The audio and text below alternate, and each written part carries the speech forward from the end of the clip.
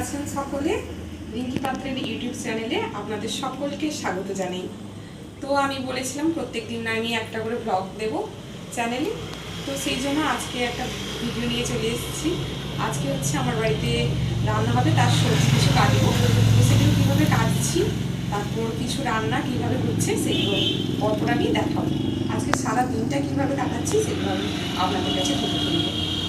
জিরে ঝোলের আনাজ কাটা হয়ে গেছে, পুরোপুরি কমপ্লিট।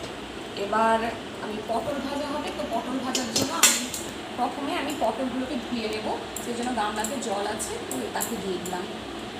জলটা নোংরা হয়ে গেছে, তাই আমি পটলের খোসাগুলো আগে ছাড়িয়ে নিই, তারপরে আরেকবার ধুয়ে আনবো, তারপর পটল ভাজার জন্য পটলগুলো কাটবো।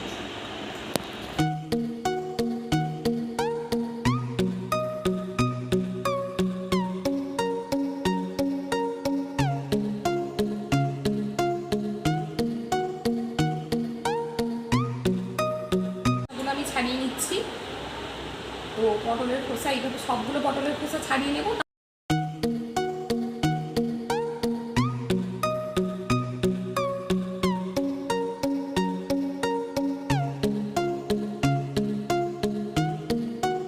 পটলগুলো ছাড়িয়ে রেখেছি, সেই সঙ্গে আমি পেঁয়াজের খোসাগুলো ছাড়িয়ে নিয়েছি, তো একসাথে সবগুলোই ধুয়ে নিয়ে চলে আসবো, তারপর কেটে নিই।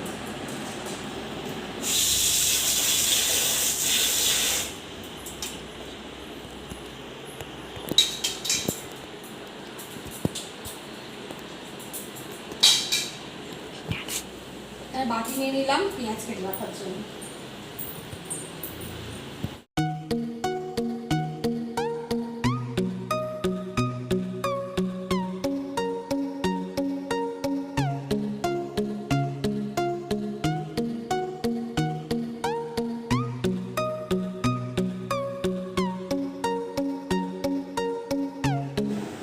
এখানে আমার দাদার ছেলে আর আমার দিদির মেয়ে, দিদি বলতে আমার ননদের মেয়ে, নাচানাচি করছে তেঙ্গে তেঙ্গে গানে।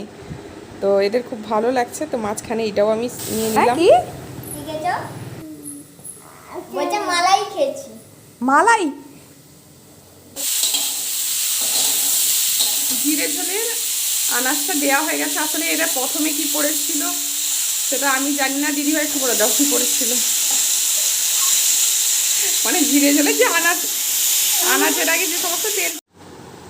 আনাজটা ভাজা হয়ে গেছে, তার জন্য কাঁচা টমেটো, পেঁয়াজ, আদা কুচি, রসুন কুচি এগুলো সব দিয়ে দেওয়া হলো। তো এরপর একটু নাড়াচাড়া করে নিতে হবে। নাড়াচাড়া হয়ে গেলে আর একটু ভালোভাবে মশলাটা ভাজা হয়ে গেলে তো বুঝতে হবে যে একটু মশলাটা লাল লাল হয়ে গেছে, ভাজা হয়ে গেছে, তখন আবার ঢাকা দিয়ে রেখে দিতে হবে কিছুক্ষণের জন্য। তো আমি তার আগে কিছুক্ষণ নাড়িয়ে নিচ্ছি, কারণ যাতে মশলাটা ভালোভাবে মিক্স হয়ে যায় আনাজের সাথে। তারপরে ঢাকনাটা আমি দিয়ে দেব। ঢাকনা দেওয়ার পর খুলে নেওয়া হয়েছে ঢাকনাটা, এরপর জল ঢেলে দেওয়া হয়েছে, এরপর কিছুক্ষণ নাড়াচাড়া করে ফুটিয়ে নেব।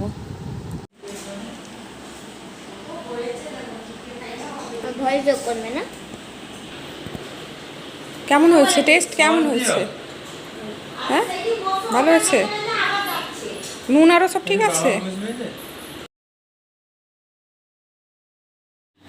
কড়াইতে আগে থেকেই তেল গরম করতে দিয়ে দেওয়া হয়েছে, আর এখানে ম্যারিনেট করে রাখা হয়েছে পুরোপুরি মশলা চিকেন সহ। তো তেল গরম হয়ে গেছে, এবার তাড়াতাড়ি পকোড়াগুলো ছেড়ে দেওয়া হচ্ছে। তো পকোড়াগুলো এখনও রেডি হয়নি, মানে পুরো ভাজা হয়ে গেলে তারপর পকোড়া হবে। তো এগুলো ছাড়া হয়ে যাচ্ছে পরপর পরপর ছাড়া হয়ে যাওয়ার পর গরম হয়ে গেলে আমরা ভেজে তুলে নেব। তো সেটা আমরা দেখাইনি, কারণ তাড়াতাড়ি ভিডিও করতে গিয়ে আর পরবর্তী ভিডিওগুলো করা হয়নি। তো এতটা পর্যন্তই আমরা ভিডিও করতে পেরেছি, আর পরবর্তী ভিডিও দেখার জন্য অবশ্যই আমাদের চ্যানেলে চোখ রাখুন। ধন্যবাদ।